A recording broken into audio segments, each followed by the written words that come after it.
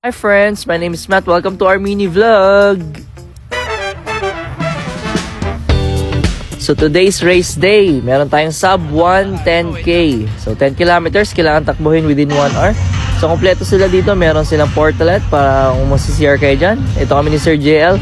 Partida, galing pa kami badminton tournament ng umaga. Tapos sa sunset, 5:30 PM ang gun start dito sa may Vermosa. Ayan, powered by Pinoy Fitness. So, ayan, warm up kami bago magsimula. Hindi ko na na-videohan yung within takbo kasi kailangan focus ako dyan sa paghinga ko. Pagod na pagod. So, ito, pagkatapos na, meron silang binigay na medal. Sobrang sarap sa feeling pag natapos mo na yung race, oh. Ayan, sobrang daming tao, parang more than 3,000 nata ang tao. Ayan, yung finisher medal nila, oh. So, puzzle yan kapag ka natapos mo yung sub 1. Merong susunod pang mga event. Sub 130 tsaka sub 2K. Ayun si Sir JL, oh.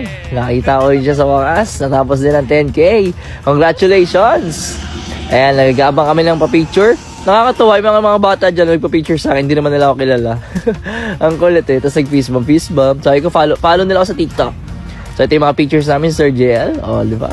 Pogi ko dyan. Pagod na pagod. So pero sobrang sarap sa feeling. Nakita ko pa si Juancho, yung artista, di ba? Kasi asawa ko yan. Yun lang guys, thanks for watching. Don't forget to like, comment, share, subscribe. Bye!